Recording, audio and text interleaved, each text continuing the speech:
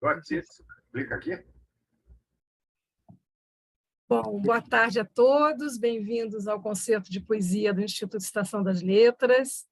Essa é uma parceria do Instituto Estação das Letras com a revista Malar Margens, editada pelo nosso bravo Nuno Raul. Eu acho que eu botei aqui.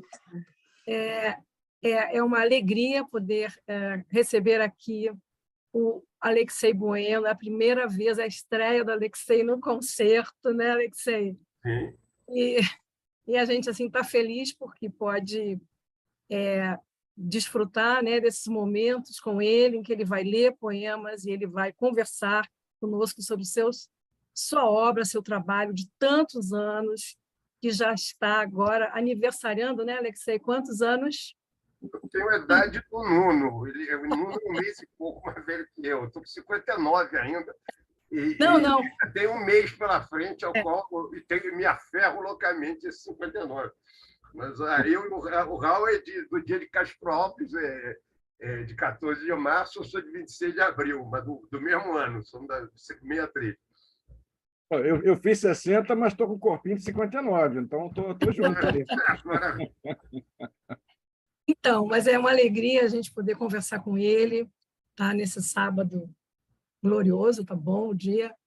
E a gente vai... Eu vou passar agora, então, a palavra para o Nuno, porque é ele que comanda as nossas conversas. Eu vou entrando também devagarinho e vou fazendo também um meio de campo com ele, mas ele é que comanda tudo, viu, Alexei? Aqui. Claro. Tá?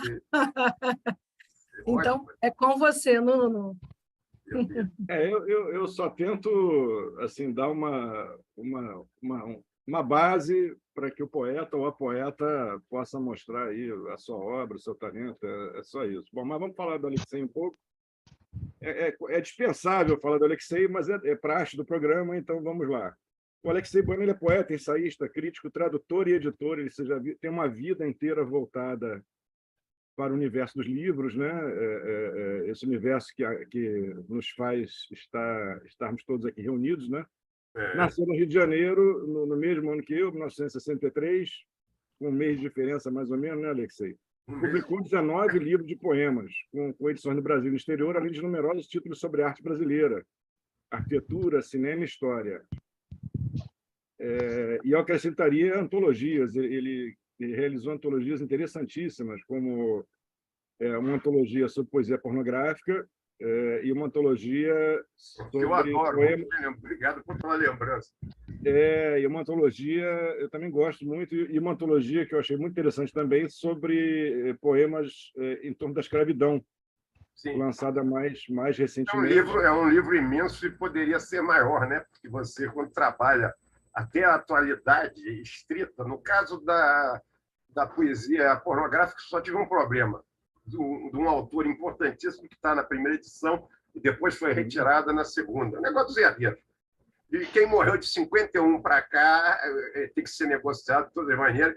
Então, eu tenho um arquivo maior, que seria 100 páginas a mais, ou coisa que valha, no meu computador. Porque um dia vai cair em domínio público mesmo, fora coisas que você nunca para de achar. Antologia é uma loucura, onde você menos espera, aparece uma coisa nova. É fascinante.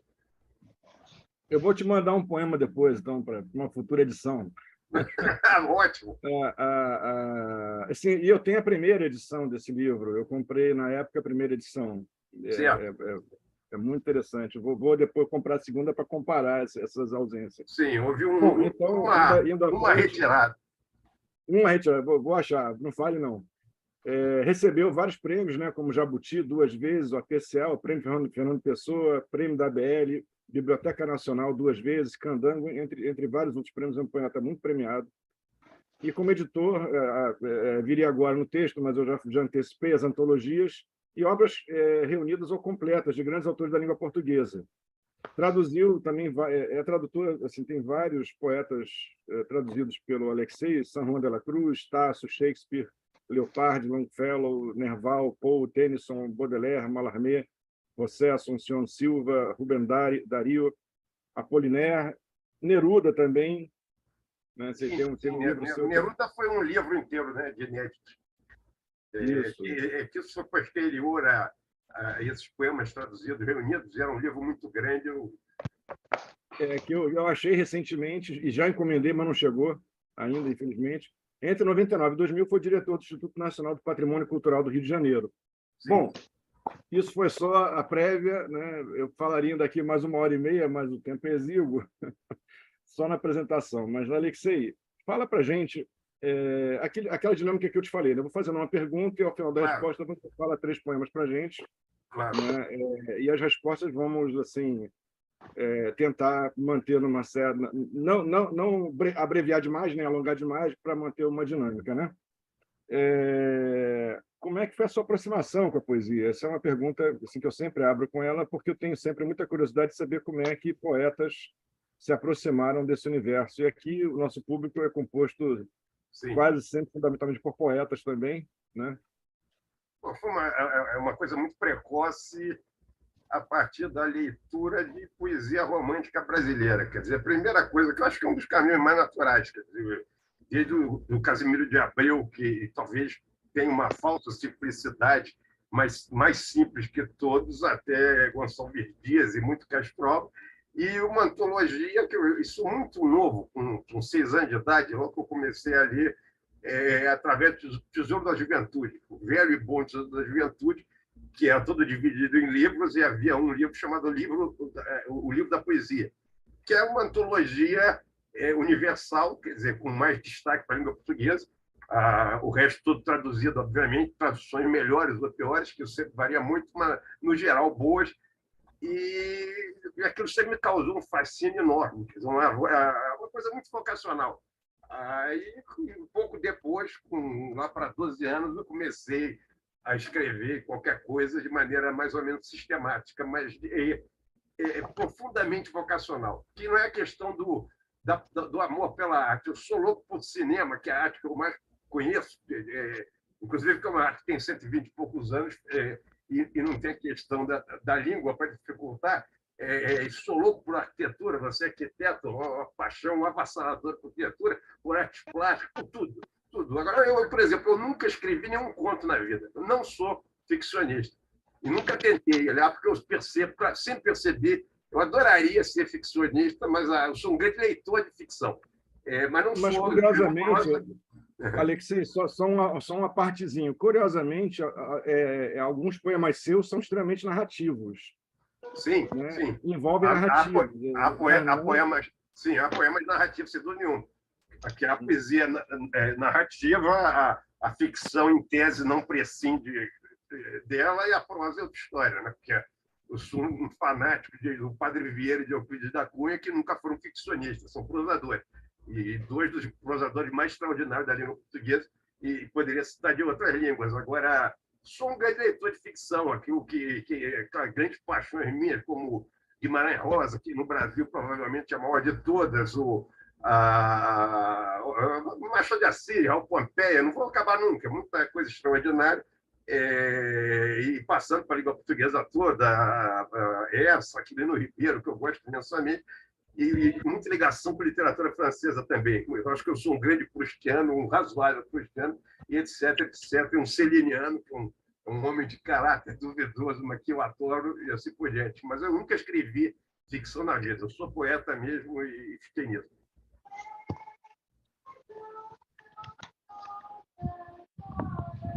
Então, algum som aí, alguém cantando. Eu acho que, espera aí, eu vou resolver aqui. Acho que eu já resolvi. Já desliguei, já. Mas, gente. Então, Alexei, fale 3 poemas para a gente. Bom, peguei aqui, você falou em 15. Então, vou começar com um que é bastante velho, que é de 82, um poema altamente expressionista, depois um sonetilho, depois um poema relativamente pequeno também. Eu tenho uma ligação muito forte com o pós-simbolismo e com o expressionismo. Eu tenho uma índole expressionista em boa parte. É importante, só queria dizer uma coisa. Metade do que eu escrevi é em versos livres, mas são poemas enormes, muito difíceis de ler e, sobretudo, que exigiriam fragmentação. Então, a outra metade é em forma fixa. Eu gosto imensamente de escrever em forma fixa, então eu só vou ler em forma fixa, Douro de Estilo Novo, o Redondilha Maior, etc., porque até a sonoridade me facilita, mas o Angers-Berman às vezes dificulta, às vezes eu uso bastante. Um riso, ouvimos longe um riso das estátuas, as brancas chamas pétreas e autofátuas, não, elas se mantêm lápide erma, qual taboco moderno que enferma. Ouvimos-lo ainda, são hienas entrando em granjas e espalhando penas hilariantes pela dentadura? Não, carnes não berram na noite escura. Segue o riso, serão escolhe o ouro como um comum metal e põe do couro das línguas babazul e sons de prata? Não, estes têm sua própria casa-mata. Ainda riem, serão talvez os cítricos e verdes canções apocalípticos de si mesmos, rangendo com emoção seus dias? Não, não tem recordação. Riem, riem, podem ser os astrônomos, chupando os astros em gomos autônomos de luz pela boca branca dos cúmulos nimbos. Não, eles só se acham em túmulos.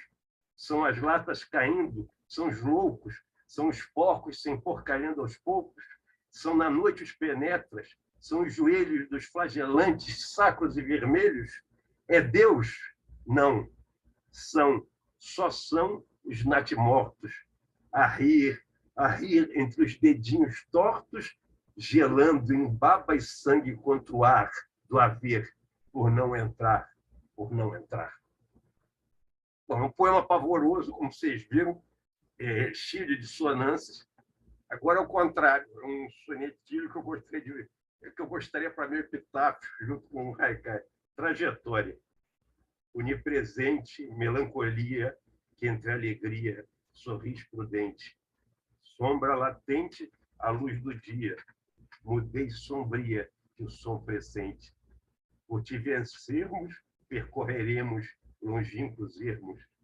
Lá dançaremos e expiraremos, sem te esquecermos.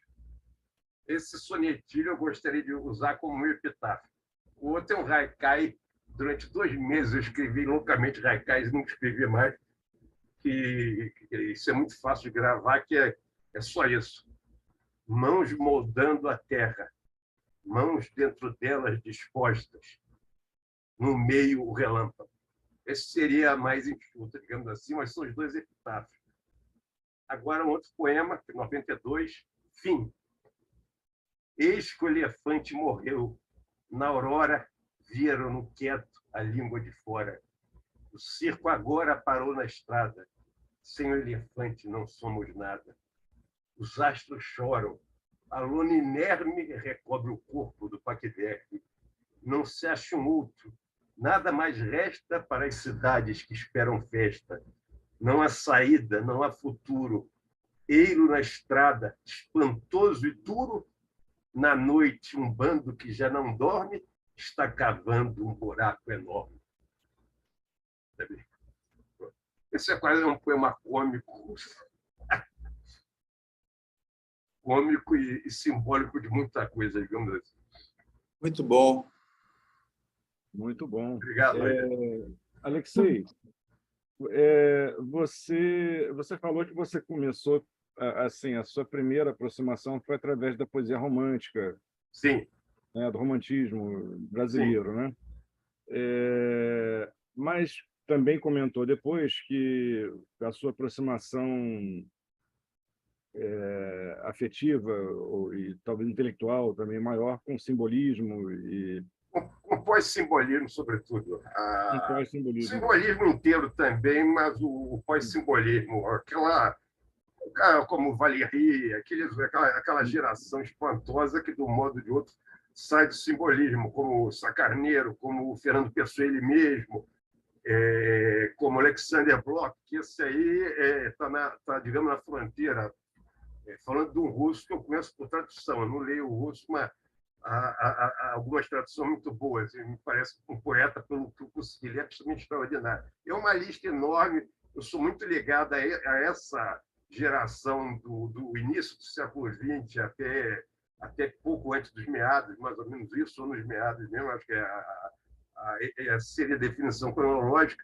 e com esse lado expressionista que é meu mesmo, que é um certo pessimismo, uma coisa meio schopenhaueriana, e uma certa atração pelo feio na arte, né? Pelo horrível, essa coisa que nós encontramos desde o Baudelaire, do La Charogne, encontramos no Augusto dos Anjos, do qual eu fiz obra completa, pelo qual tenho um grande fascínio, não tem influência nenhuma, que tudo em frente de Augusto dos Anjos vira pastiche, monolítico. Augusto dos Anjos é monoliticamente Augusto dos Anjos, então, graças a Deus, não tem influência nenhuma, mas esse lado, que também encontra-se um pouco disso no Rimbaud, que é essa figura de uma riqueza inesgotável. Então, são duas vertentes minhas, me referindo basicamente, sobretudo, aos poemas de forma fixa. Os poemas de verso livre, aí já é outra coisa que tem aí vem todo desde o futuro, desde da tradução ínica grega, de Píndaro, da tradução ínica que passou por romantismo alemão, Hölderlin, Goethe mesmo, e até todo o futurismo europeu, e etc, etc. Mas isso eu não vou ler, porque eu tenho dificuldade em ler, e são poemas muito longos. Há uma trilogia da qual eu gosto imensamente, que durante a pandemia, no tédio infinito a que nós fomos atirados, eu traduzi esses poemas para o francês. Foi um trabalho medonho, são mais de 3.000 versos, mas eu acho que o resultado ficou muito interessante, que é A Via Estreita, a Juventude dos Deuses Entusiastas. E o quarto, que não faz parte da trilogia, mas é um poema longo também, que é Os Resistentes, que é o único poema, digamos, bastante político, no sentido maior da palavra, mas é muito político naquilo. Poema anti-imperialista, digamos assim. Esse saiu na França, foi traduzido pelo Didier Lamaison, que é um grande amigo meu, um grande tradutor. Então, mas aqui eu só vou ler em forma fixa mesmo, porque é mais fácil para mim. Mas eu ia perguntar, Alexei, é o seguinte, porque, na realidade, percebe-se na sua poesia a presença de imagens muito potentes, às vezes delirantes, né? Delirantes no bom sentido, né? Sim, no sentido sim. que nos insufla, né? Sim, há alguma coisa surrealista.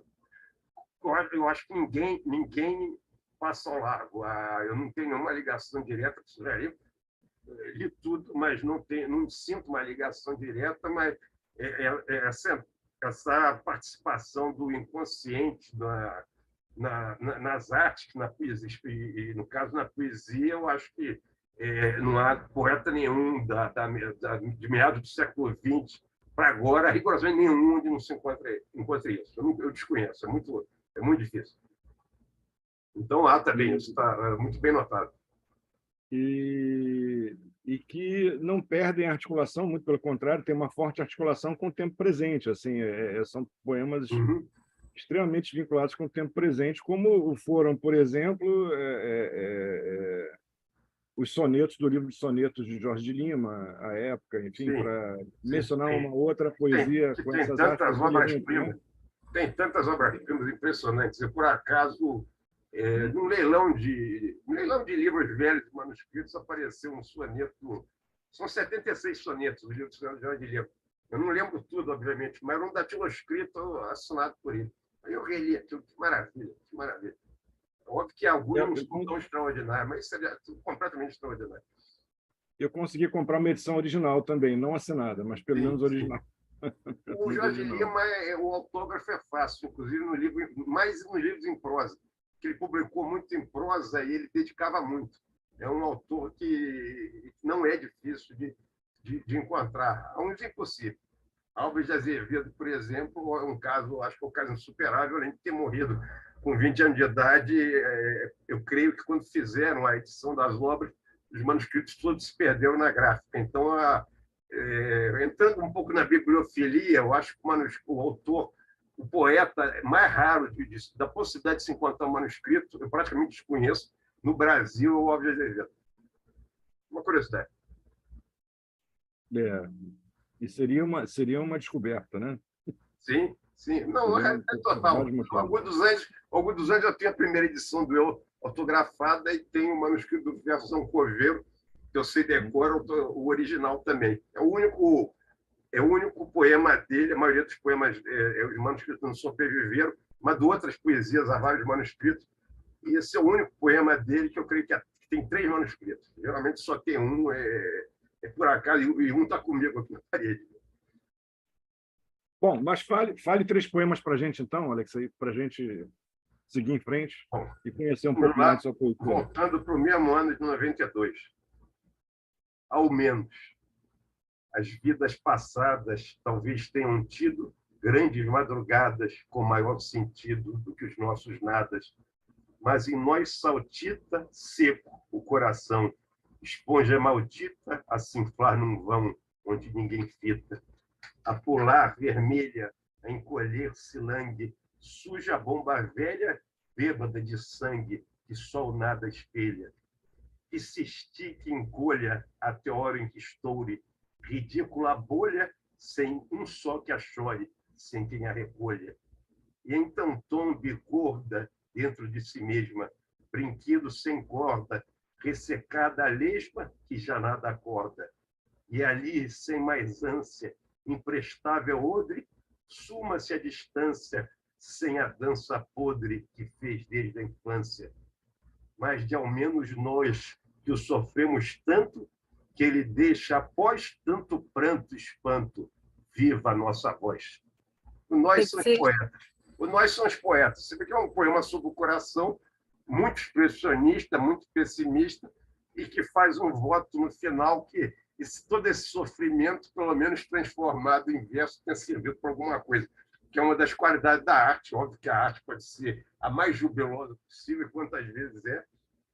Agora, outro poema que é fortemente expressionista e que é curioso que eu escrevi esse poema num ônibus, no Leblon, numa nota de R$1, coisa que vale. Não versão real, porque a moeda já mudou tantas vezes. Ele é de 92, é o meu poema mais famoso. Esse poema teve uma... É um poema sobre Helena de Troia, né, que é um personagem. Eu tenho uma certa obsessão pela Grécia, tem um livro inteiro chamado Poemas Gregos, que é em forma, em versos obviamente brancos. Mas este é o poema mais conhecido meu.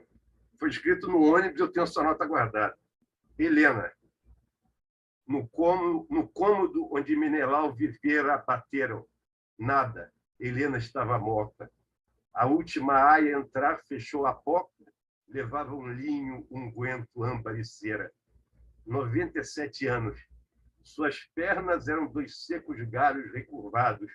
Seus seios, até o umbigo desdobrados, cobriam-lhe 3 hérnias bem externas.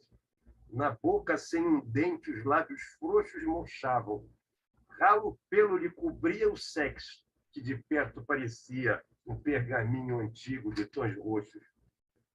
Maquiaram-lhe as pálpebras pincadas, compuseram seus ossos quebradiços, deram-lhe à boca uns rubores postiços, envolveram-no em faixas perfumadas. Então, chamas onívoras tragaram a carne que cindiu tantas vontades, quando sua sombra idosa entrou no Hades, as sombras dos heróis todas choraram. Esse poema fez um sucesso, acho que ele merece, ele é bom mesmo. É outro da mesma época, são 3, né? Esse é um poema, é o soneto em alexandrino, que é um pé que eu uso pouquíssimo. Eu uso dodecassílabo um pouco mais. Todo alexandrino é um dodecassílabo, nem todo dodecassílabo alexandrino. Esse, por acaso, que eu não queria, saiu em alexandrino. O poema se chama História, mas é importante dizer que essa história não tem acento, está em itálico.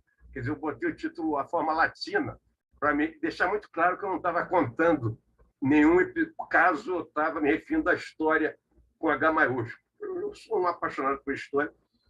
Obviamente, aí se refere muito a uma coisa a nós mesmos. História.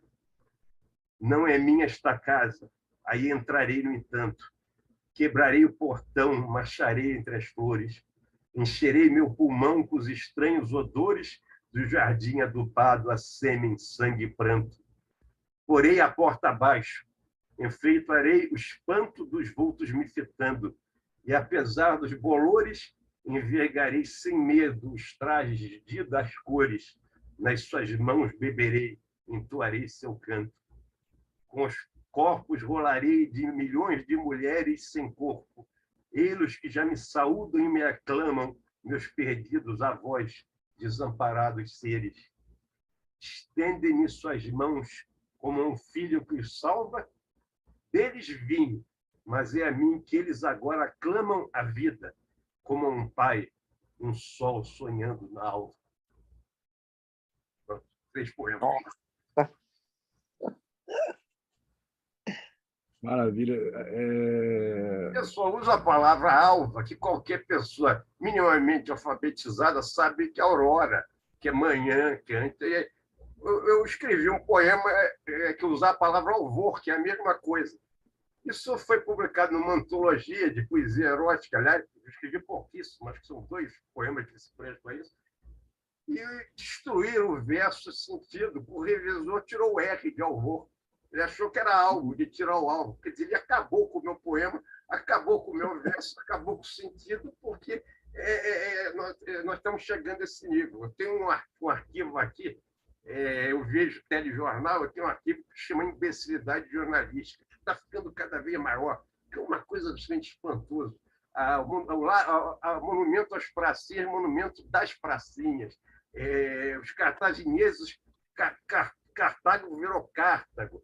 A pirâmide de degraus, que é a pirâmide, foi traduzida como pirâmide de Stepe, com S maiúsculo. Acharam que era um faraó, primo do Kefren, parente do Miquelino. Então, uma vergonha. Pilotis, chamado pilotes. Bisões, chamado bisons. Quer dizer, é muito difícil escrever poesia num país disso. Isso tudo gente formada trabalhando com bons empregos. Quer dizer, desculpa o desabafo aqui, mas eu estou realmente apavorado. Não vou entrar no meio da sintaxe, na questão da sintaxe, que é pior. Perdão aí. Alexei, eu queria, antes do Nuno, te dizer uma coisa, que quando eu abri aqui, fiquei ouvindo você, eu estava com o ao menos aberto aqui, o poema que você leu, né? Eu fiquei pensando que seria o poema que você leu, ao menos. Eu pensei, como você falou em epitáfios, né, que esse seria um belo epitáfio, né? As vidas passadas talvez tenham tido grandes madrugadas com maior sentido do que os nossos nados. Sim, isso também, também serve uma cortando a primeira estrofe. A vantagem do netilho e a vantagem do haikai, sobretudo, é que eles cabem, e o haikai dá muito pouco trabalho para o marmorista, que você não pode usar letra de bronze que roubam tudo para derreter e comprar crack. Os monumentos estão desaparecendo no Rio de Janeiro. A coisa está feia. Então, tem que ser na pedra mesmo, senão que o vácuo não dá para ser pilhado. Quando você talha, você cava o texto numa lápide, você não, a criação do vácuo não dá para roubar o vácuo, por enquanto. Vazio, né?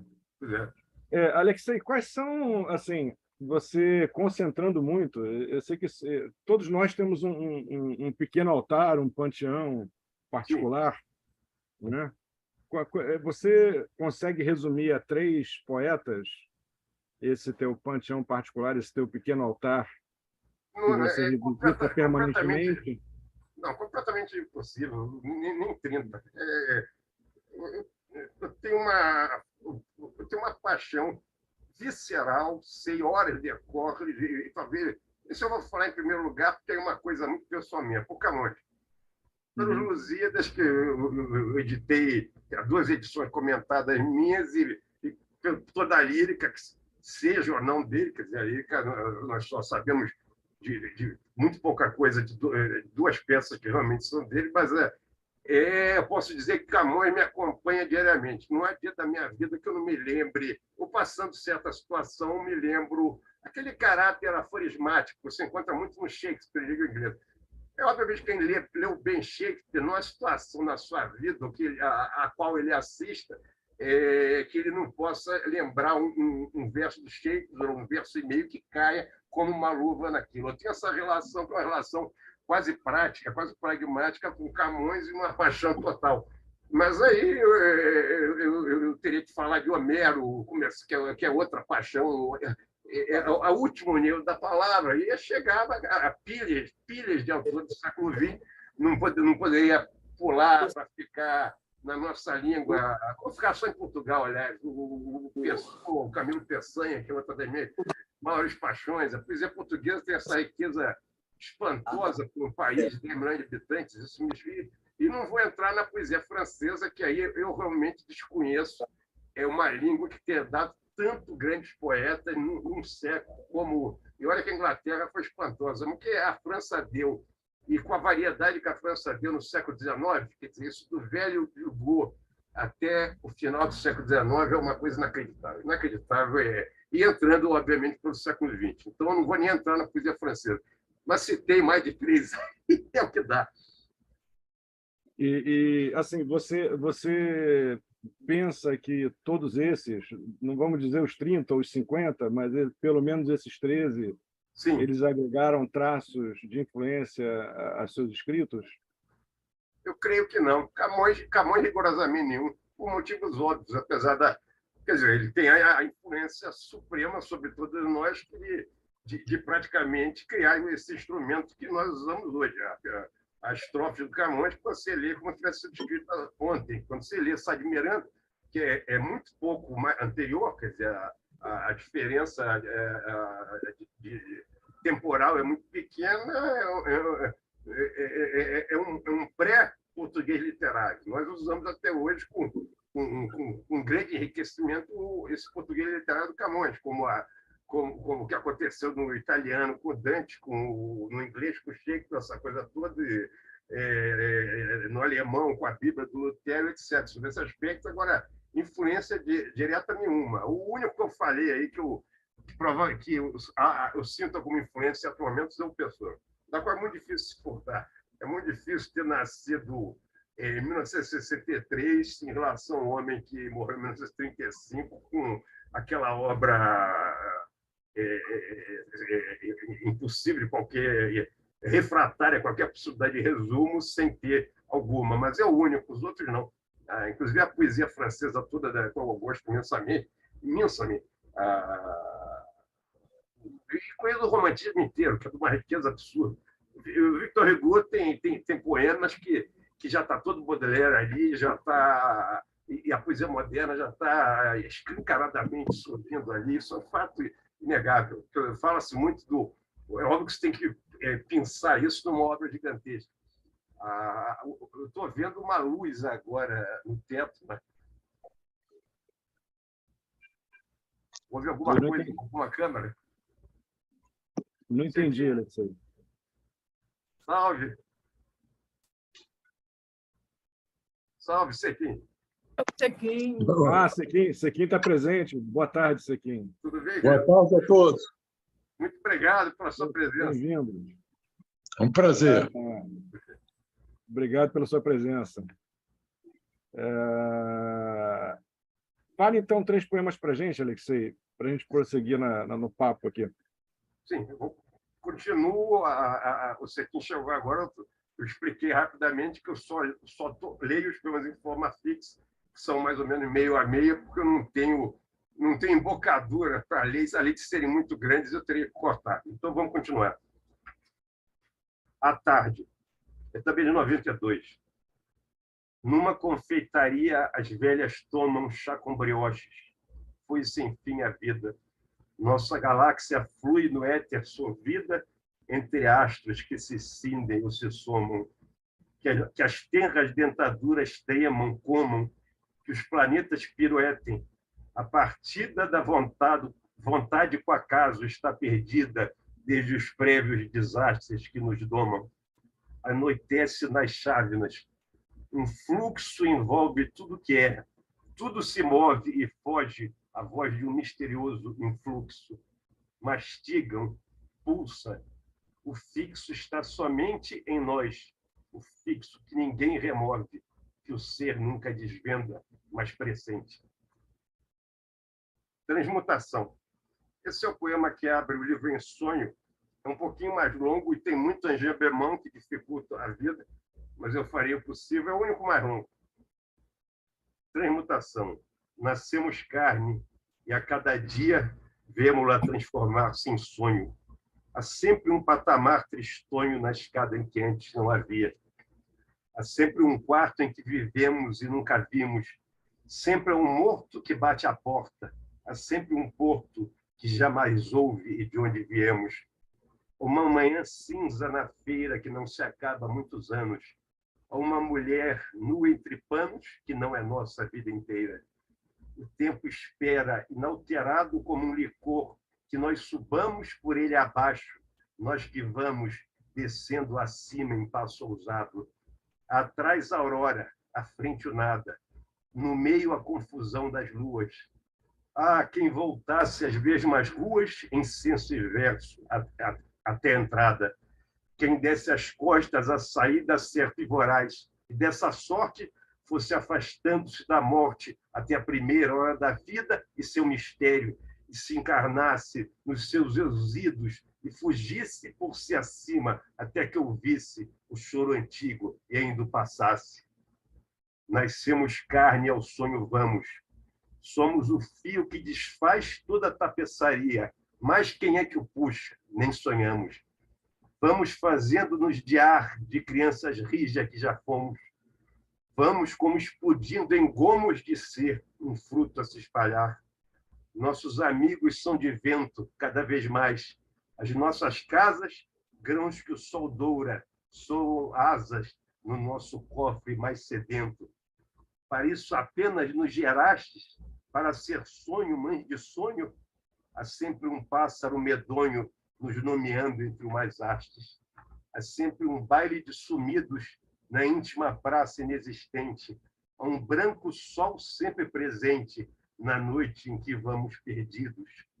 Um rosto cruel que nos exorta, e escadas, e amanhã na feira que vai durando a vida inteira, ao patamar, e um beijo e a porta. Foram 3. Foram. Isso é muito difícil, porque tem muita Angebeman. A Angebeman, eu me recuso a pular totalmente a rima. Eu dou uma parada, já que ela está lá, ela tem que sair de alguma maneira. Senão não, a gente não tenta sairia. dar aquela paradinha, né? Dar aquela paradinha Sim, que é toque de suficiente bola.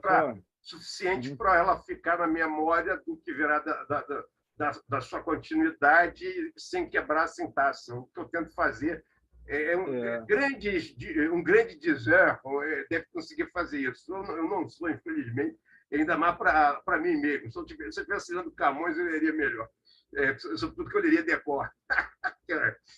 Mas isso aí você está bem acompanhado, porque eu acho que poucos poetas e poucas poetas têm essa a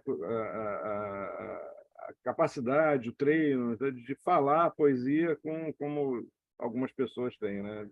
É verdade. É verdade. São efetivamente raros. Como João Vilaré recitando o Jorge de Lima ou Fernando Pessoa. Eram coisas espantosas. Aliás, recitando Jorge de Lima com pronúncia completamente brasileira, aliás, nordestina. Mas é um grande ator, né? Realmente é fenomenal.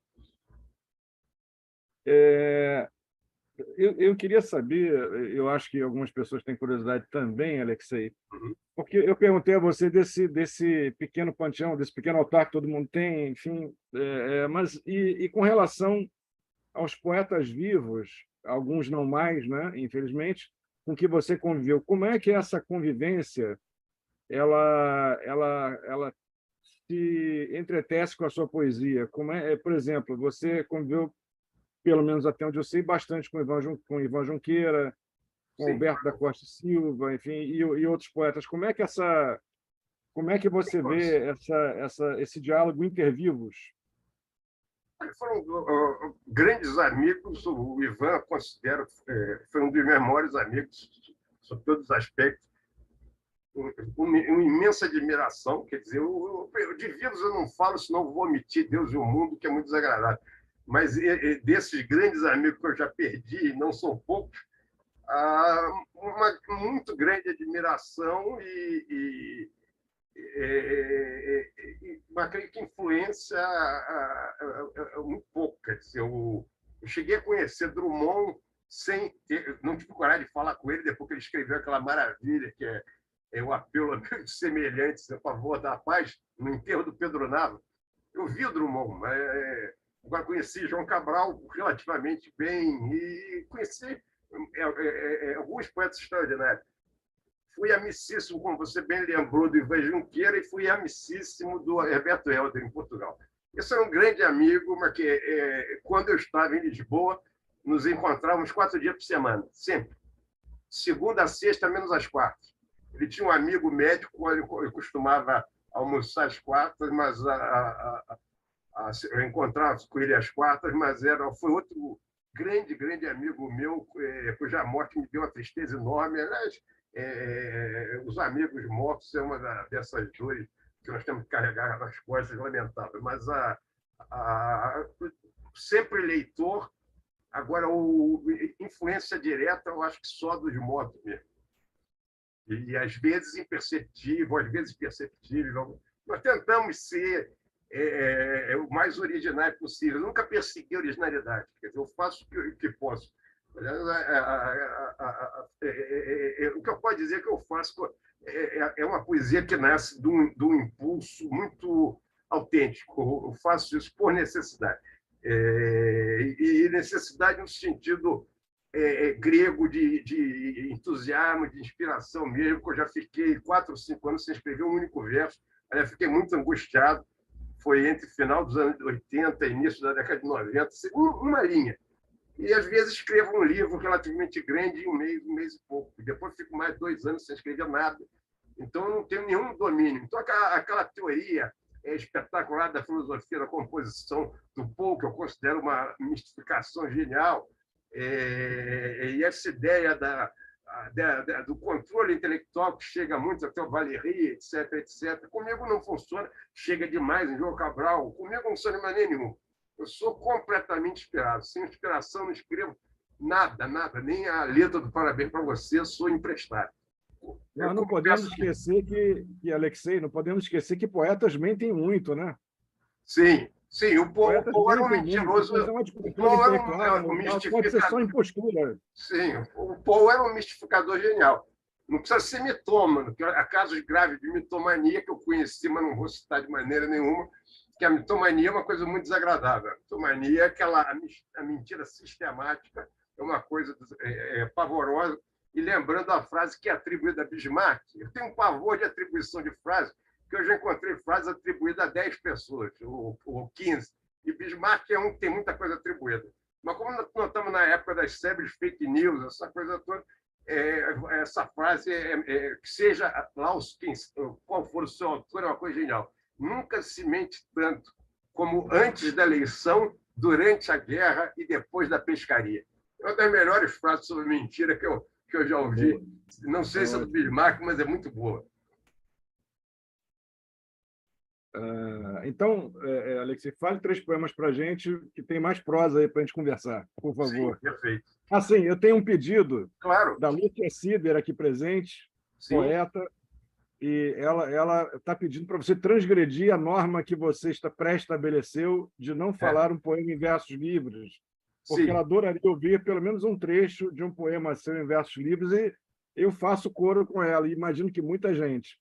Sim, daqui a pouco, então, o cara... Não, tá bom, não precisa ser agora, mas em algum momento sim, você... Sim, eu tenho que achar aí, mas eu sei até um trecho que eu acho interessante, mas deixa eu voltar para os 3 primeiro. Tá bom. Prodígio, que também é um sonetilho, soneto de verso. Ó flor, ó muro, vós ambos sois... Desculpa, eu perdi o tom. Ó flor, ó muro, vós ambos sois.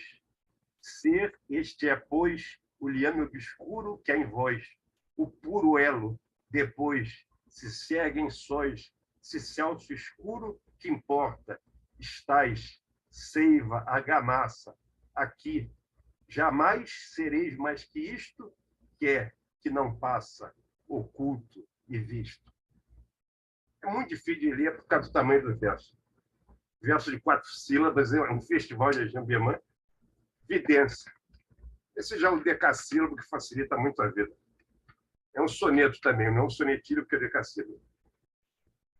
Se os nossos olhos te enxergassem rosa, e não só é uma rosa, nos dissessem, na vulgar gradação que nunca esquecem, que epifania da manhã tediosa.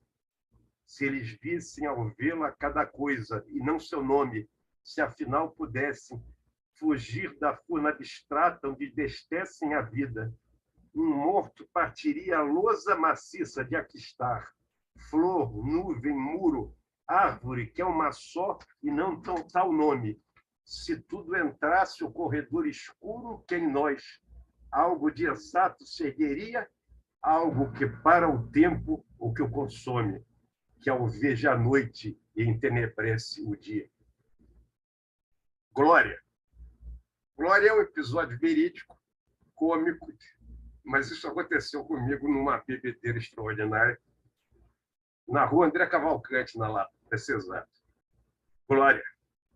Bêbado, às 2 da manhã, parei na loja de ovos e aves. Subi na grade e, em grande afã, cacarejei de ecoar nas traves. Os galos todos acordaram, cheios de brio, e, num só coro, com seu cacarejo, enfrentaram o meu mais forte, mais sonoro. Saltavam todas as galinhas, penas voavam loja fora, ligavam luzes nas vizinhas casas. Parti criar a aurora. Isso é um episódio de uma bebedeira medonha e eu posso dizer que foi inesquecível. Eu não sei se foi sorte ou azar que não existisse o celular, alguém com o celular filmando, né? Porque Sim. Provavelmente sorte. Eu gostaria de ter esse filme só comigo, digamos assim. é melhor imortalizar a cena no poema, né? Não, porque a minha ideia foi exatamente esta. Eu garanto que se eu começar a cacarejar, esses bichos vão acordar tudo e vão fazer um escarcéu apoteótico. E fiz isso, e o resultado foi muito melhor do que eu imaginava. Foi uma coisa inacreditável. Uma loja que não existe mais na rua André Cavalcante, aqui na Lapa. Agora, essa só uma digressão, não tem a ver com a pergunta que eu queria fazer, mas isso que você falou dos poemas de 4 versos, do decassílabo, Sim. de ser melhor. Eu tenho a sensação de que o decassílabo tem muito a ver com a fala. Sim. E com o ritmo do pensamento. Assim, eu não sei se aconteceu, deve ter acontecido com você, não sei, com muita gente aqui, talvez. Sim. Houve épocas em que eu estava, por exemplo, lendo muito Camões. Eu resolvi percorrer todos os sonetos de Camões e tal, analisar um pouco, enfim. E quando eu me vi, eu estava pensando em decassílabo. Tipo, preciso ir ao estacionamento, pegar o carro antes que tudo feche. Isso acontece. É tão natural que, se você pegar qualquer prosa em língua portuguesa, a quantidade de decassílabos é muito grande. No final do primeiro parágrafo do Ateneu, a enfiada das decepções que nos ultrajam. Eu sempre achei uma frase genial, como se não viesse de muito longe a enfiada das decepções que nos ultrajam. Ou a definição que Euclides da Cunha, outra paixão minha, como eu falei, dá de Mato Grosso, a Sibéria canicular do nosso exército, que é a própria perfeição. O Mato Grosso é um calor pavoroso, faz um calor pavoroso, que é aqui no Rio, hoje estão pior que lá. E quando você queria estragar a vida do militar, por exemplo, ou de um funcionário público, você mandava para o Mato Grosso. No Império, início da República, aquilo tinha 50, 60 mil habitantes. Era uma cidade pequena com aquele território, e era o Mato Grosso inteiro, não havia o do Sul separado. Então, a Sibéria canicular do nosso exército é um decassílabo, é o verso mais natural da nossa língua, sem a menor dúvida. Eu creio que da língua latina. O inglês tem essa coisa de ter um caráter extremamente monossilábico, quer dizer, a quantidade de monossílabos em inglês é enorme, dificulta muito na tradução do inglês. Eu acho que é o tema mais difícil traduzida. Traduzir os sonetos do Shakespeare, por exemplo, é uma aventura, né? Mas há traduções admiráveis. O Barroso fez algumas admiráveis e o Carlos Alberto Geraldo Carneiro também. Para tudo se saiu muito bem, com menos requinte que o Ivo pode ter. Agora, eu traduzi um poema em versos curtos, que é uma miséria, que foi a Carga da Brigada Ligeira, do Tennyson. E eu comecei a fazer aquilo de cabeça. Eu fiquei meio obcecado. Eu acho que o melhor que aquilo é impossível. Está tudo correto. A forma, e está tudo dito lá, e eu consegui manter a forma inteira.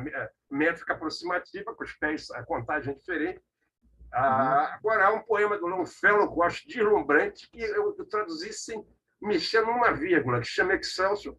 O Longfellow foi um poeta muito lido e muito traduzido no Brasil, no Império. E é um grande poeta, um grande romântico americano. E esse poema é um poema sobre alpinismo, na verdade. É mais do que isso, mas, na verdade, é um poema sobre alpinismo que eu descobri num livro chamado As Ascensões Célebres. Estava esse poema traduzido em prosa. Eu vi aquele poema, tem prosa, me impressionou. Peguei a obra completa do Longfellow que eu tinha, o Complete Poems, peguei, achei do início da poesia dele, e era um troço deslumbrante em inglês. Eu peguei aquilo, peguei um caderno e saiu. Saiu um poema que é um lindo poema romântico brasileiro, sem nenhum mérito da minha parte, que diz muito pouco. Aquilo fluiu, saiu em decassílabos, com a palavra que são sempre como bordão, terminando cada uma das quadras. São quase decassílabos. É um poema magnífico. Eu acho a melhor tradução que eu fiz, e trabalho zero, zero.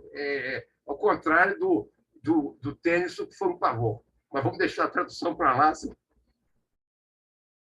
Então, aquele ditado que diz que poesia é o que se perde na tradução, nesse caso, não funcionou, né?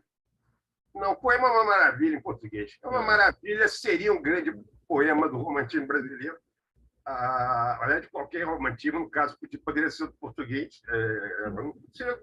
É um grande poema romântico em língua portuguesa, só que cujo original foi escrito por um americano. E não houve mérito da minha parte. Eu falo que não houve mérito. É óbvio que eu tenho algum domínio técnico, senão não faria isso. Não me deu o menor esforço. Eu nunca mexi. Porque há traduções que eu fiquei 20, 30 anos mexendo. Porque a tradução é um negócio que você pode mexer sempre. Não é uma coisa intrínseca tua. Poemas meus que eu passei 20, 30 anos com um verso que me incomodava. Um dia eu chego lá, altero aquele verso e nunca mais penso naquilo. Mas em tradução isso é muito comum. Esse eu nunca mexi uma vez. Como saiu, está lá. Eu queria fazer uma guinadinha no nosso assunto, uma pequena guinada. Você lançou o seu primeiro livro, salvo engano, você tinha 21 anos. Primeiro lancei com 16 anos. É um livro imaturo, com 16 anos, obviamente impresso pela família.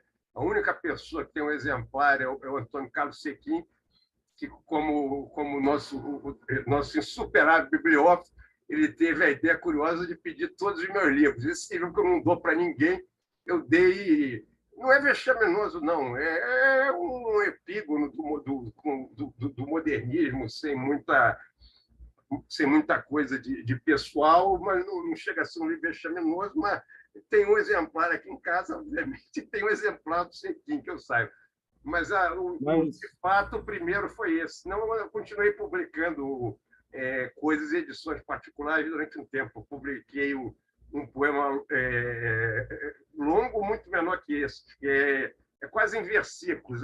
Fica entre o verso livre e o versículo, que é a decomposição de Johann Sebastian Bach, que é exatamente isso, uma homenagem ao Bach, e através do Bach, que é das paixões máximas da minha vida, acho que qualquer um, a música e a todas as artes. Isso eu publiquei também, um poema de 89, se não me engano. Eu publiquei em pequenas edições. O primeiro livro comercial meu só em 92. E depois, felizmente, continua até hoje. Mas é mais ou menos isso. Mas, assim, esse seu primeiro livro, ele já teve uma recepção, digamos assim, ele não passou despercebido para o meio, né? Sim, como é que você se relacionou com isso ainda tão jovem, né?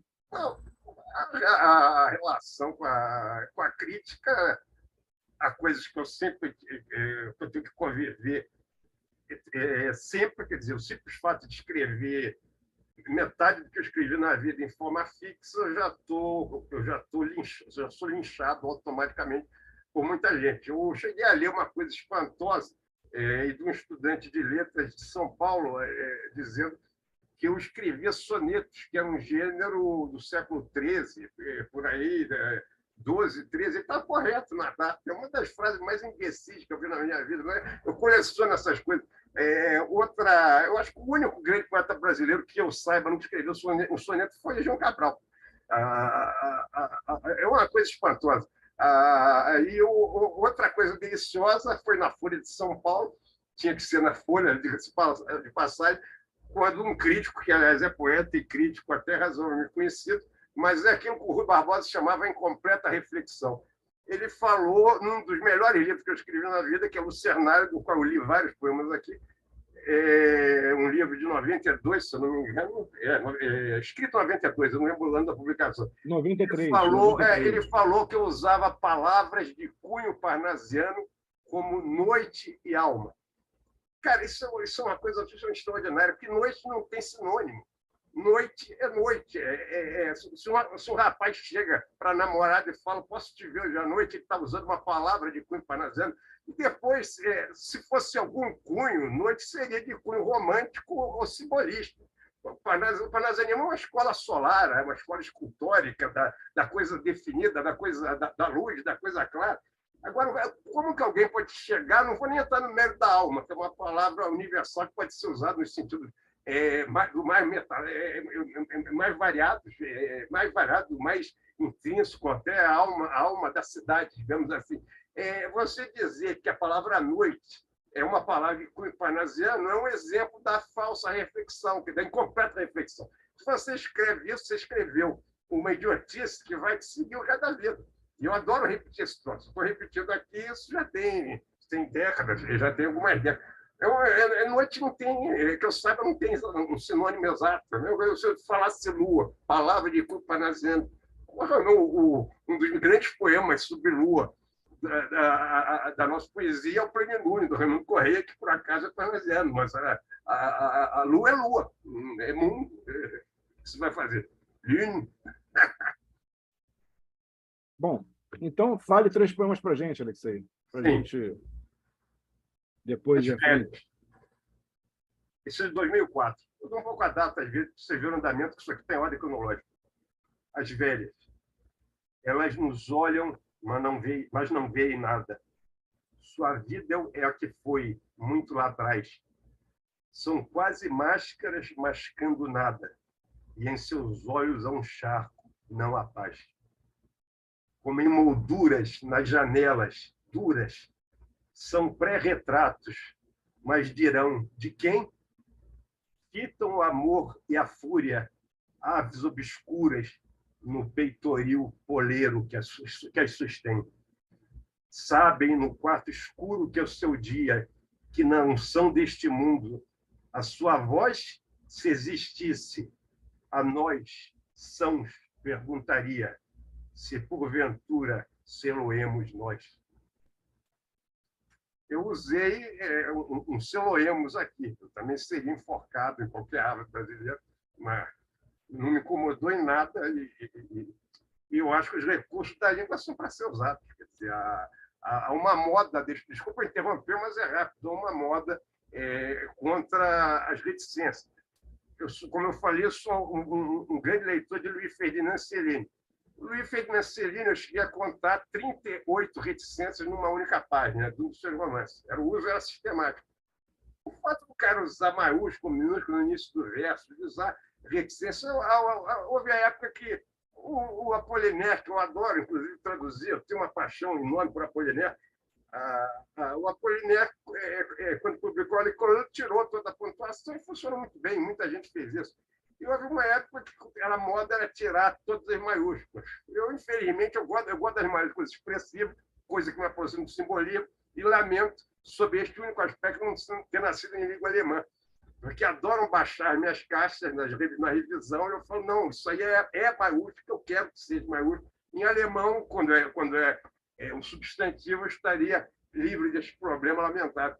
Então, essa coisa, o curioso é que a humanidade levou muito tempo para criar essa pontuação, levou séculos para criar a pontuação, para criar as maiúsculas, nada disso existia. Pega uma inscrição epigráfica grega, pega coisa mais antiga, nada disso existia. São formas para facilitar a comunicação. Quem quiser usar, use, quem não quiser, não use.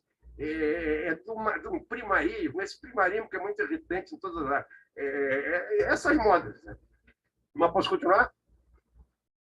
Por favor. Mais 2. Esse já é de 2015, estamos chegando mais perto. Anamnese, que é o título de um livro também. Anamnese. Não procures atravessar o espelho. Não há nada atrás dele e nada nele. Não é de vidro e prata a tua pele, nem te mira invertido que é adiante.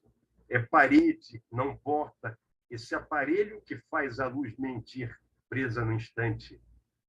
Mas no que há atrás de ti e não se espelha ao fundo do teu simulado rosto, ali fica o portal jamais exposto, que espera a chave nova e a eras lavrada. Ali há um que contigo se assemelha e que a empunha a te olhar e não diz nada. Agora, chegamos a 2020, episódio, que também é um fato real, é rigorosamente real, aconteceu no Lord Bar, na Rua da Quitanda. Coisa que você lembrou no que há muita coisa narrativa, eu tenho muita coisa narrativa, apesar de jamais ter escrito ficção. Episódio. Um muito pequeno inseto pousou no balcão do bar. Informe, incolor, abjeto, um nada, uma nódoa a andar. Um copo sujo e esmagueio. Ao vê-lo imóvel, extinto, que estranha impressão me veio, que absurda dor, e ainda sinto. Mas vi que ele se mexia, nem sei qual parte. Elas juntas nada eram. No entanto, eu via nelas a vida, ex-defuntas. Com o mesmo copo animeio, com a borda, e ele se mexeu. Depois andou com receio e súbito ei-lo no céu. O ponto morto voava, e eu, outro átomo esquecido, via-o, e ele do ar me dava um nada, um tudo, um sentido. Isso aconteceu na Rua da Quitanda. Foi 3, aqui eu só selecionei um último que é muito curto. Então, eu posso ler este? E depois, por favor. Esse é o 15º. É mínimo. Agora vamos desse poema. 2021. Nós chegamos às vésperas. Cromatismo. Aquilo que não poderá mais ser, dorme, afinal, liberto do possível, pai do mal, até se esvanecer. As borboletas, êxtases do instante, e as flores de ontem se beijam tontas, sem olhos que as contem, e logo adiante, asas e pétalas na poeira unidas, a morte e a cor rolam, maiores do que o amor e a dor, e do que as vidas. Poema doloroso. Muito bom. Alexei, a crítica, Sim. né, como trata de fenômenos do presente, ela muitas vezes acerta, muitas vezes erra e às vezes comete as duas coisas, né? Acerto e erro no mesmo julgamento. Claro. Tem uma e rótulos são distribuídos às vezes assim de maneira indistinta. Tem um rótulo que foi colocado em você por um determinado artigo e que você também é ambíguo em relação a ele. Você, em parte, aceita com alegria, em parte, repudia, que é o de poeta metafísico. Poeta? Metafísico. Ah, sim. De poeta metafísico. Não, sempre aceitei. Porque eu achei que você... Eu ouvi em algum momento você... Não incomoda nada. Não tem nada de metafísico não, eu não e tal. sou... Eu não pode dizer que eu sou só isso, mas eu sou extremamente... 90% da minha poesia trata da questão do tempo, que é a questão do ser. Todo mundo sabe, não é por acaso que o Heidegger escreveu um livro chamado Ser e Tempo, nazista, não o Hierarca. Essa coisa é um mistério insolúvel. Eu sou muito ligado ao tempo, à passagem do tempo. Então, portanto, eu sou poeta metafísico, não especificamente aquilo que foi a poesia metafísica na Inglaterra, que é outra coisa, aliás, que é outra coisa totalmente diferente, mas eu aceito o rótulo com o maior prazer. Isso não me incomoda em nada. O que me irrita profundamente é dizer que noite é uma palavra de cunho parnasiano. E outras coisas desse gênero que são espantosas e como o nível está muito baixo, também nós temos que conviver com essas coisas. Aquilo que eu falei, o que eu vejo diariamente na imprensa é aterrador. É a acentuação das palavras. Ontem houve um incêndio na Espanha, incêndio florestal. Uma jornalista de um grande telejornal falou um incêndio que está havendo entre Valência e Aragão. Aragão, que ela podia falar Aragão, perfeitamente em português, Aragão. Quer dizer, o analfabetismo dominante total, e isso é todos os dias. Então, você você se dedicar a esse gênero literário altamente requisitado e o menos popular de todos, que é a poesia, numa situação dessa, é uma coisa meio masoquista, cá entre nós, mas eu não tenho mais idade para voltar atrás, então é isso. Uma vez eu li eu estava lendo uma crítica, que era uma crítica assim, não sobre uma pessoa, era sobre algumas pessoas, e o autor do artigo dizia assim: não, porque fulano escreve sonetos como um advogado da província. Eu achei assim a comparação engraçadíssima, né? Não, há muita gente que escreve soneto, há pessoas que escrevem sistematicamente sem a menor noção formal, nem métrica, nem rima, não, e sobretudo os acentos. Você encontra uns casos em que o cara consegue contar, provavelmente, com os dedos, por exemplo, no caso do decassílabo, 10 sílabas. Só que ninguém tem a menor noção de acento. Uma série de decassílabos sem aqueles acentos, geralmente na sexta, décima, quarta, oitava e décima, é óbvio que você pode jogar magistralmente com isso, todo mundo já jogou. O Peçanha é um mestre, né, em deslocar esses acentos, Camilo Peçanha. Mas se você não usa, de alguma maneira, um arcabouço inicial com essas pausas, o decassílabo fica imprestável. É impressionante a quantidade de gente que resolve escrever em forma fixa sem a menor noção de forma fixa. Se quer escrever, escreva direito, mínimo. Ninguém tem obrigação nenhuma. Agora, eu acho que é uma coisa importante para o ouvido, e esse ouvido vai ajudar. No verso livre, que é uma coisa nada fácil, o verso livre é uma falsa facilidade. O verso livre que se sustenta é o contrário. A poesia tem poemas horrorosos, ou até imprestáveis, que são formalmente perfeitos. O poema não é nada, mas formalmente está perfeito. Agora, o verso livre tem essa falsa facilidade de não ter uma obrigação prévia de seguir alguma coisa, que, na verdade, é uma dificuldade.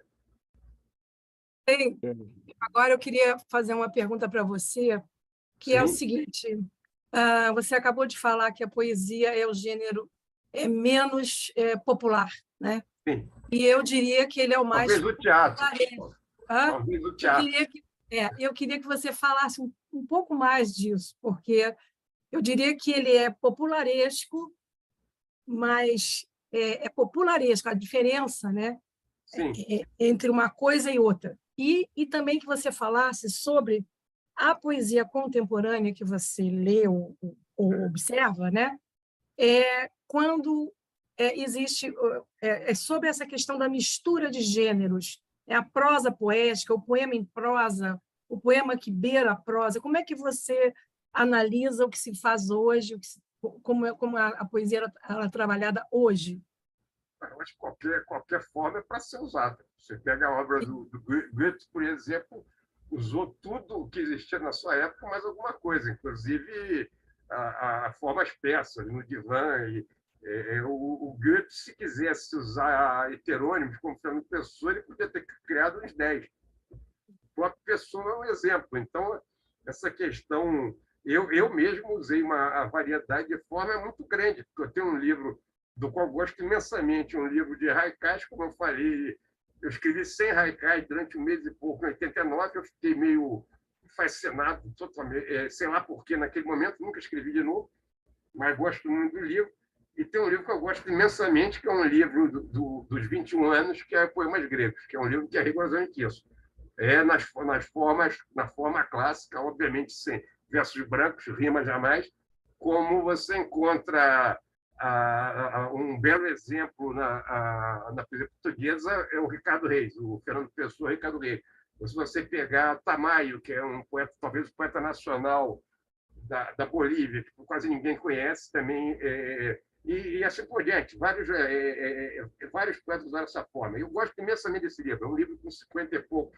Também nunca mais voltei a essa forma. Então, eu usei tudo. E meu último livro é Poemas em Prosa, que é uma coisa que sempre me fascinou, que eu havia escrito muito novo, em 80 e poucos, e voltei a escrever agora. E provavelmente parei também.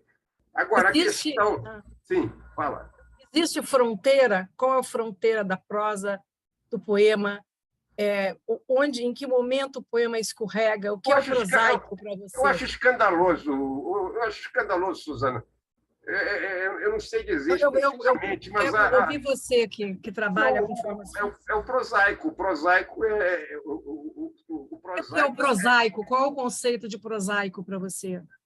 É que nem todo mundo sabe que é prosaico. É que nem aquela magnífica quadra, que não é quadra, é um trecho do romance da Cecília Meirelles, que ela fala da liberdade. Esta palavra que o humano alimenta, que não há quem a defina e não há quem não entenda. Então, todo mundo sabe muito bem o que é prosaico.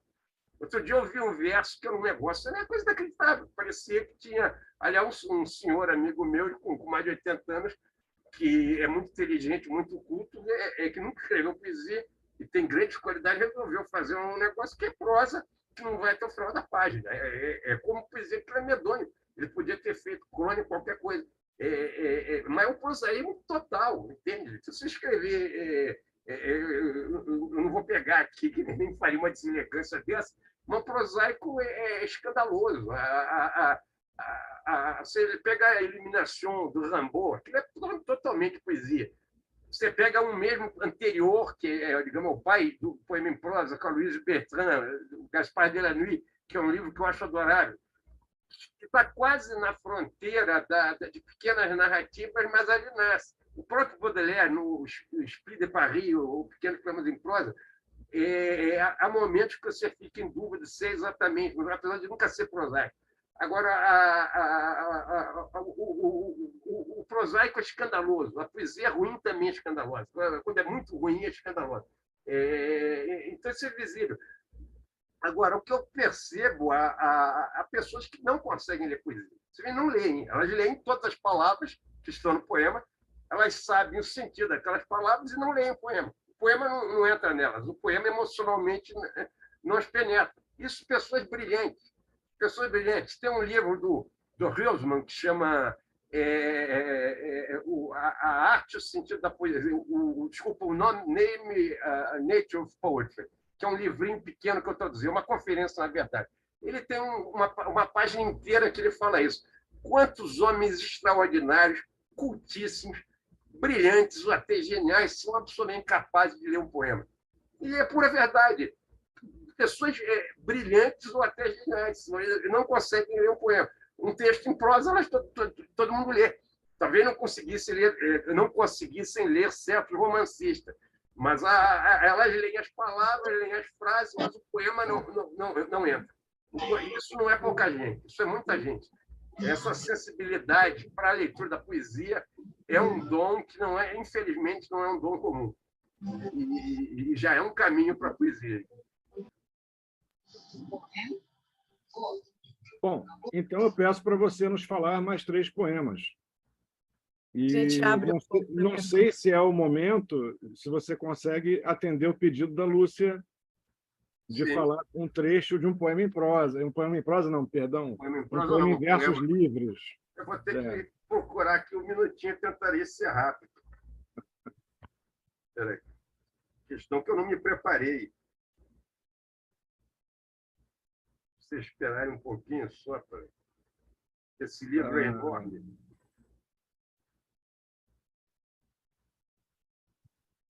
Enquanto isso, eu vou deixar no ar aqui uma fala. Nós temos 3 ou 4 perguntas aqui do público, né? Então, o Ricardo Leão, Sim. ele coloca... Você está ouvindo, Alexei? Só para... Não precisa estar presente aqui, não. Só ouvindo, né? Estou vendo. Tá bom. Ele diz assim, queria indagar ao Alexei como foi a repercussão da carta aos poetas brasileiros. As críticas do texto continuam válidas? Como foi ser vítima dos ataques dos insatisfeitos com a crítica que a carta contém? E queria também indagar a ele, se for possível, a respeito do Nauro Machado. Afinal, é um grande nome da poesia brasileira que utiliza as formas fixas ao longo de toda a sua vasta e importante obra. Nauro? É. Nauro foi um grande amigo meu. Tenho uma imensa saudade do Nauro. É um poeta extraordinário, um poeta muito amargo e tem uma curiosidade. O Nauro é um poeta do verso duro. Ele tem um dos versos... Alguns antes também usava verso duro. Mas o Nauro é provavelmente o poeta que usa a forma fixa com o verso mais duro da poesia brasileira. Se não é dois. É um poeta realmente extraordinário. Essa coisa dos ataques para lá e para cá, isso dá certa graça.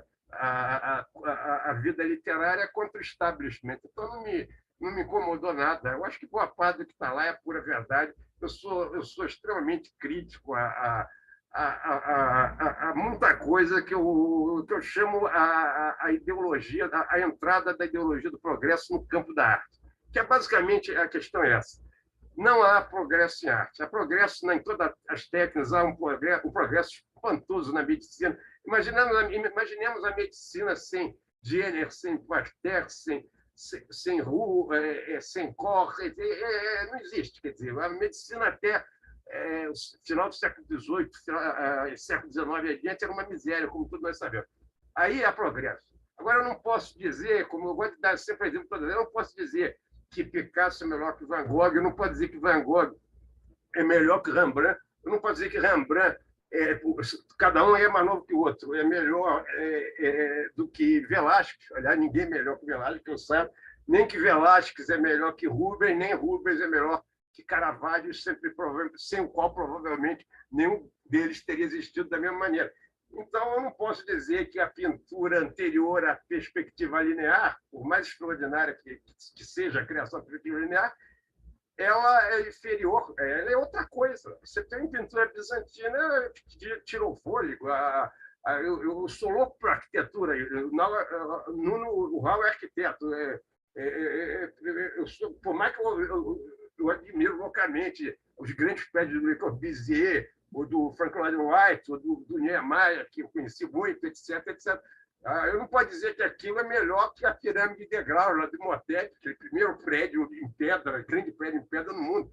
Quer dizer, e muito menos que o Partenon. Quer dizer, essa questão, isso é uma coisa que aconteceu a partir do iluminismo, com essa noção de progresso, unida àquela euforia da ciência onisciente, que é resolver todos os problemas, e filosoficamente não resolve nada, que são coisas diferentes, resolve problemas muito importantes da nossa vida concreta. Graças a Deus, aliás, amém. Agora, o cientificismo é isso, a ciência é a ciência. O cientificismo, o nome já diz, é a entrada da ciência em campos que não lhe competem. Quer dizer, seria a mesma coisa que você julgar questões biológicas através da estética, do que apareceu, da cor do que apareceu no tubo do ensaio. É uma comparação absurda, mas é mais ou menos isso. Então, quando eu faço críticas tremendas à soi-disant modernidade ou pós-modernidade, ou seja lá o que quer dizer mais essa palavra, a modernidade, para mim, sob todo aspecto, começou em 1453 com a queda de Constantinopla, né? É o início da era moderna, acaba a Idade Média e entra a Era Moderna. E ainda estamos nela, até a segunda ordem. Então, a invasão disso no campo da arte, levando a arte para uma coisa que eu considero muito inautêntica, para algo que me parece muito esporte, me lembra muito esporte. É uma vontade, o negócio de chegar na frente, de ser a busca da originalidade por si só. Se é um homem na história da arte que mudou a sua arte completamente 2 vezes, caso não conheço o caso, foi Beethoven. O primeiro Beethoven, que mais ou menos na época da terceira sinfonia de Herói, que ele muda totalmente o classicismo vienense e logo a música. E quando ele chega na sonata Hammerklavier e nos últimos quintetos de corda, ele muda totalmente, outra vez, a história da música. Eu não conheço o caso.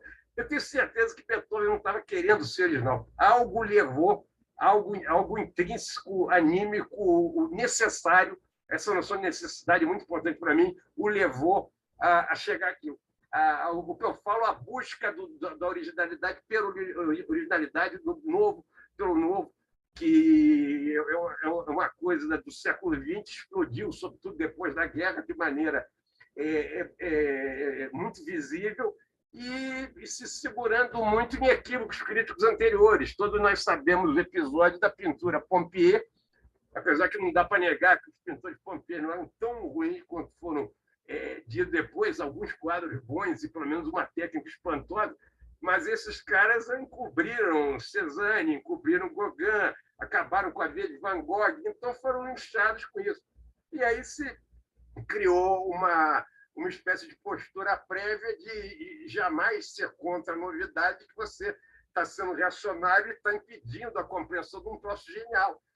Eu vou dar um exemplo, vou dar o nome de um pintor americano que eu acho imprestável. É um pintor com um quadro mais de 50 milhões de dólares, que é Cy Twombly. Quem quiser olhar Cy Twombly, eu considero Cy Twombly um embuste estético absoluto, não é relativo, absoluto. Poderia falar 200 em todas as artes, mas é um embuste total. E isso há em todas as artes e está durando demais, porque parece aquela teoria, não há bem que sempre dure, nem mal que nunca se acabe, mas esse está longo. Quer dizer, eu acho fascinante que as pessoas tentem encontrar uma nova forma de expressão, tentem ampliar a sua possibilidade de expressão, sobretudo quando aquilo responde a uma necessidade intrínseca e autêntica. Mas a busca esportiva disso, quem falava muito isso era o cineasta russo, soviético, Tarkovsky, que tem 2 páginas sobre isso que eu acho insuperável. É aquela coisa, o corredor de 100 metros, o que ele tem que fazer? Ele tem que correr 100 metros na frente dos outros. Se ele fez isso, ele cumpriu provavelmente o seu objetivo. A arte não é isso. A arte é uma coisa muito mais requintada, muito mais complexa, muito mais imponderável e me irrita muito. Não estou militando de maneira nenhuma a poesia, estou falando de todas, que o meu interesse é igual por todas. Essa coisa, esse reducionismo ao esporte ou coisa que vale. Sem nada a ter contra o esporte também, toda coisa tem que estar no seu local. Mas, então, você fala os 3 poemas para a gente, Alexei? Eu vou ter que pegar aqui, que eu não selecionei mais nada. Não, tinha. Se você não, se for aí, estiverem longe os livros e tal... Não, eu tinha aqui. Desses excertos aí, em versos livres. Muito. Eu falei, eu acabei de falar. Eu acabei de falar de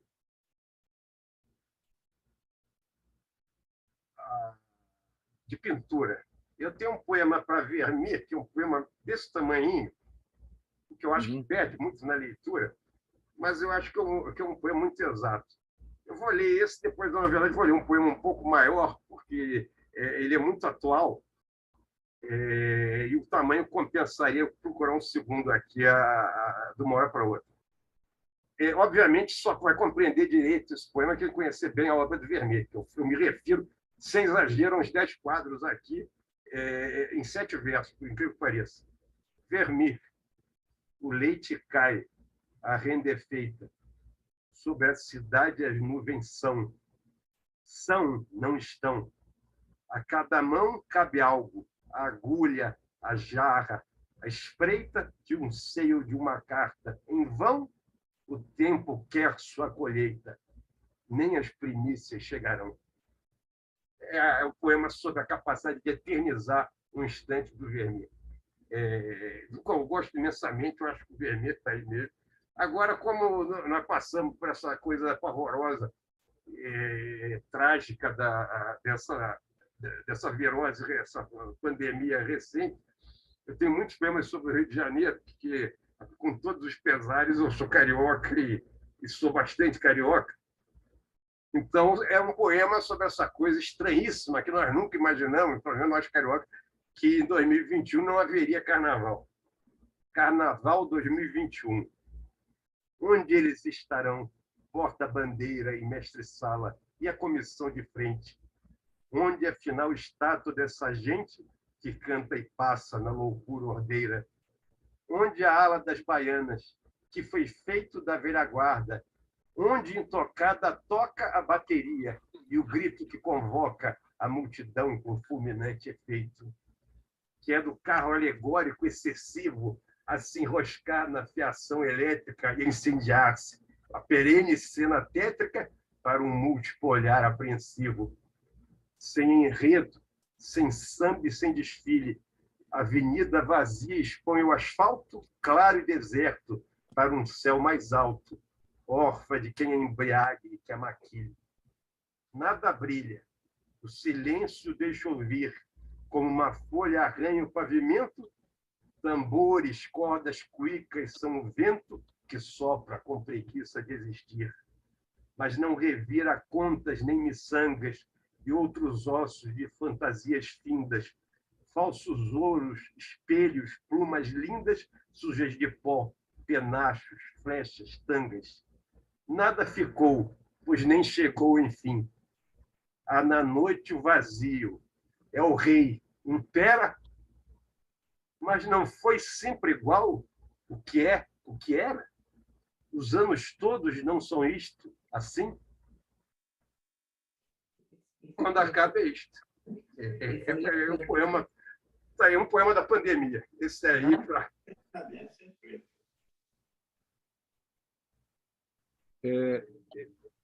Alexei, eu vou aproveitar. Sim. Nós temos, na verdade, um pedido do Ricardo Vieira Lima, Sim, que claro. ele diz que está aqui com a gente desde o começo, querido Ricardo. Alexei, se puder, leia algum poema seu sobre a Lapa. Há alguns deliciosos poemas narrativos em Árvore Seca. E o Luciano de Castro, que está sempre aqui com a gente, querido Luciano, vários concertos o Luciano tem aqui nos prestigiado com a presença dele. Ele coloca o seguinte: que prazer ouvir o Alexei, essa enciclopédia da poesia e da arte. Uma pergunta: 2023 é o ano do O som sumiu. Espera aí. Não. Estão me ouvindo? Não, estou ouvindo, estamos ouvindo. Tá.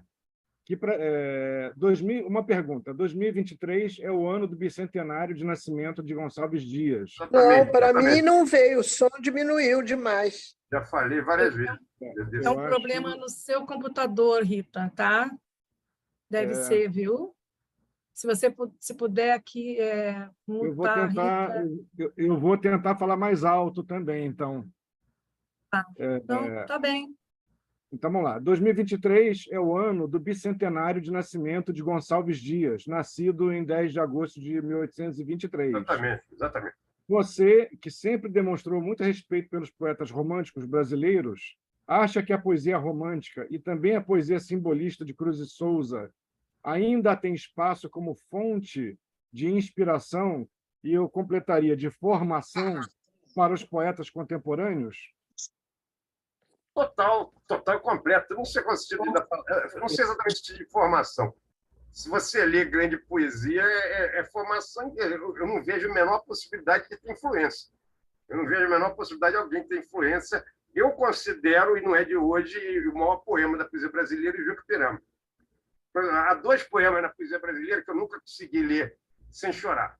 Então, eu não posso ler em público. É o Juca Pirama, sobretudo quando entra na 9ª parte, e, sobretudo, nesse momento, e o Cântico do Calvário, do Fagundes Varela, no final. Eu não consigo ler sem chorar, então eu sou insuspeito.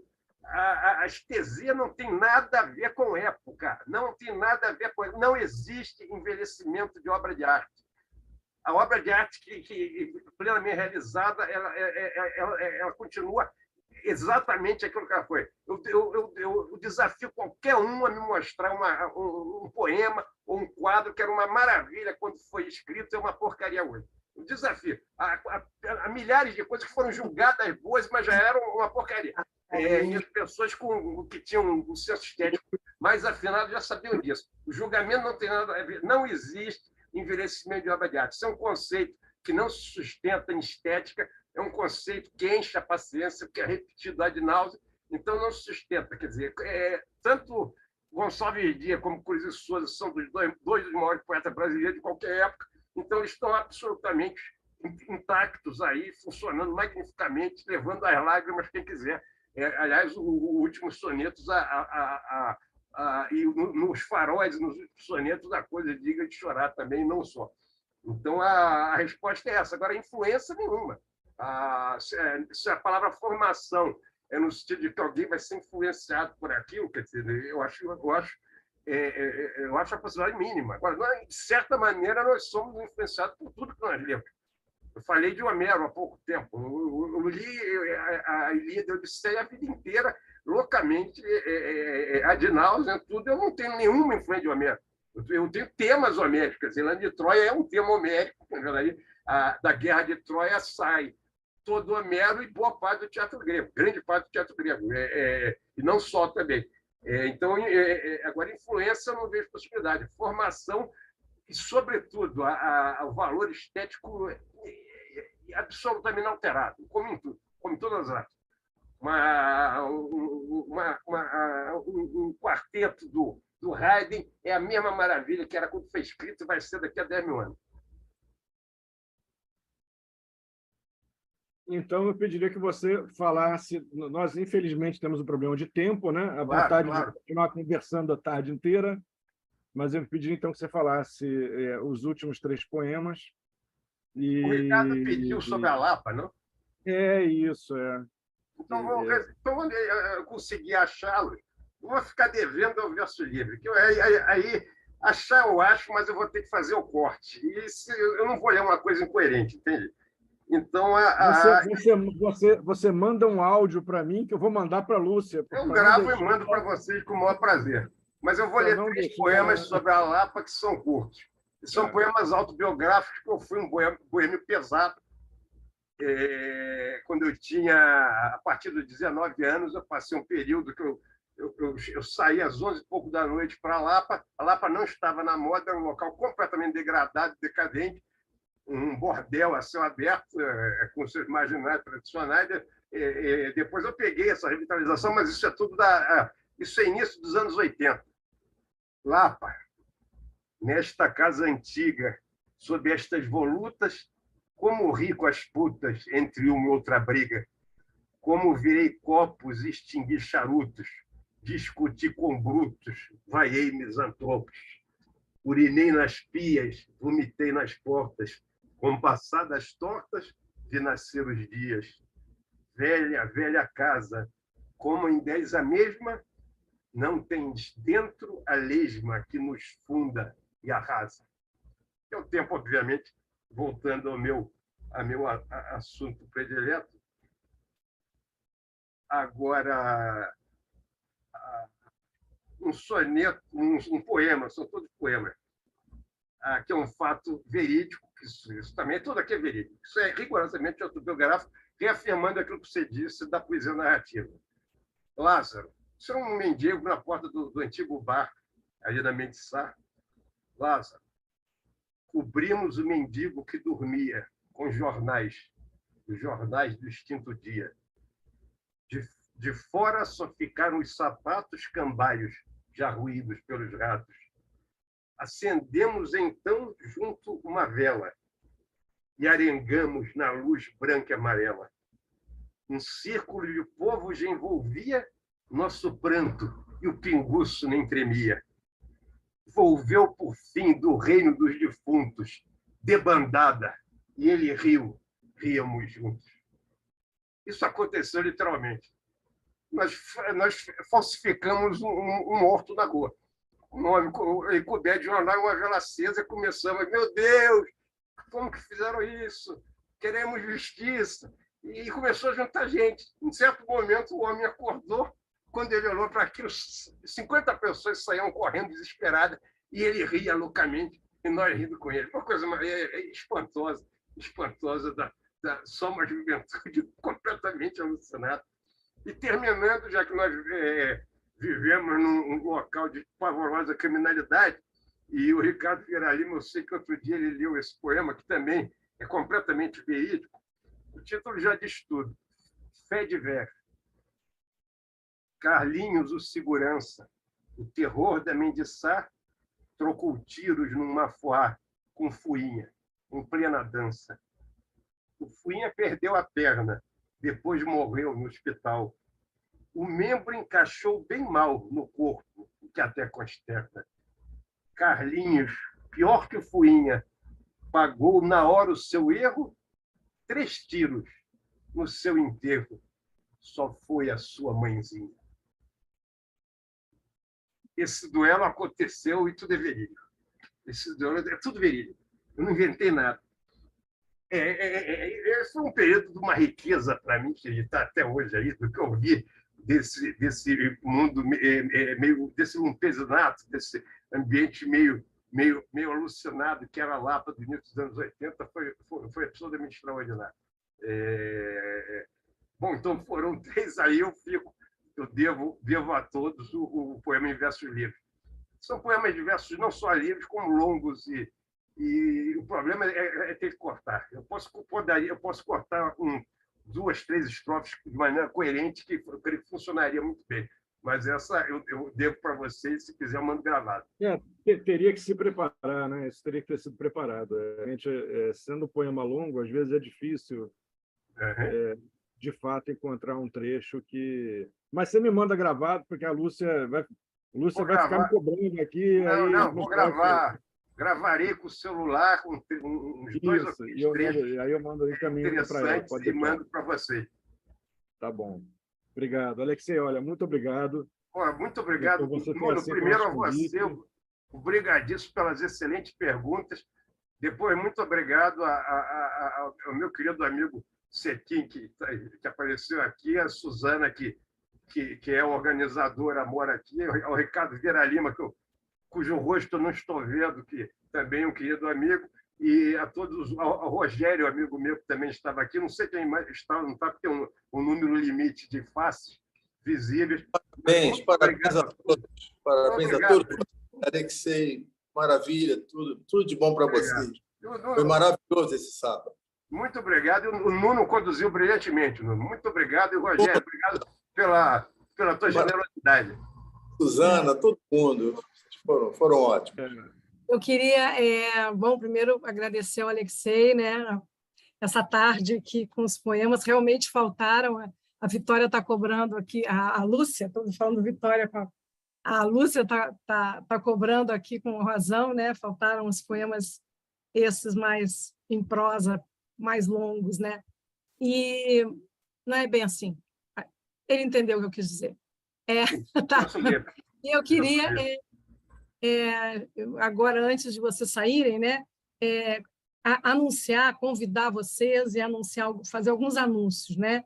Primeiro que eu e Alexei, e aqui o Rogério, eu não estou vendo ninguém mais do nosso grupo, nós estamos lançando uma antologia na segunda-feira no Lamas, a partir das 18 horas, né, Alexei? Sim, 17 horas.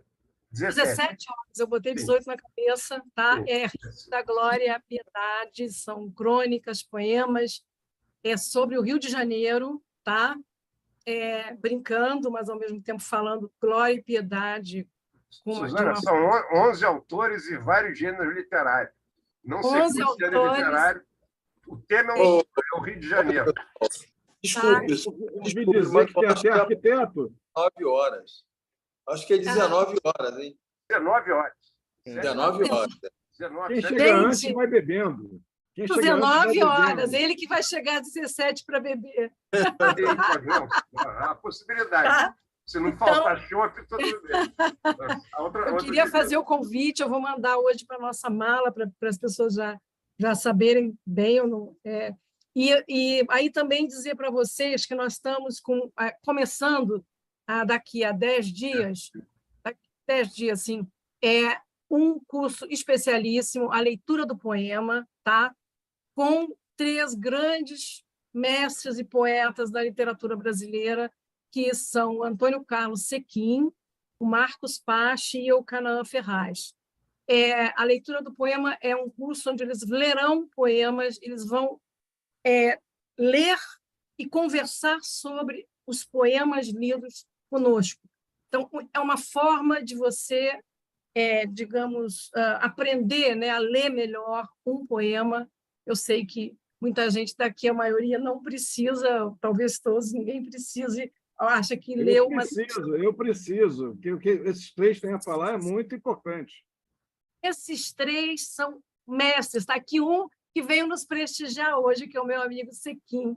Ele está aí, dia 5, ele vai inaugurar, é dia 5 de abril, dia 12 é o Marcos Pache, e dia 26, encerrando, é o Canaã Ferraz. Vocês estão convidados. Quem é aluno do IEL tem um descontão, quem já é aluno, tá? Tem 30%. Eu estou anunciando assim, que é para se tiver aluno aqui que já faz os cursos, a gente, né? Enfim, vocês estão convidadíssimos, tá? E agora, o último aviso é que no dia 18 de abril, a estação vai festejar seus 28 anos de existência, tá? Com uma festa, um encontro presencial, tá? Aqui no Sesc do Flamengo, no auditório, às 18 horas. Quem vai nos prestigiar com uma fala sobre a importância da leitura, a leitura para escritores, né? É a Ana Maria Machado. Tá? Então, é fantástica. Ana Maria é além da escritora, autora de literatura infantil, ela é uma ensaísta maravilhosa, quase poucas pessoas conhecem os ensaios da Ana, tradutora também, né? Ela é tradutora, ela é assim é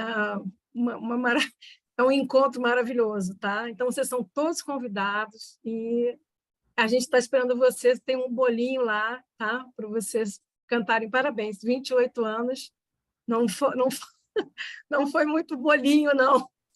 Andar esses anos todos, né? A gente nós não somos um órgão público, né?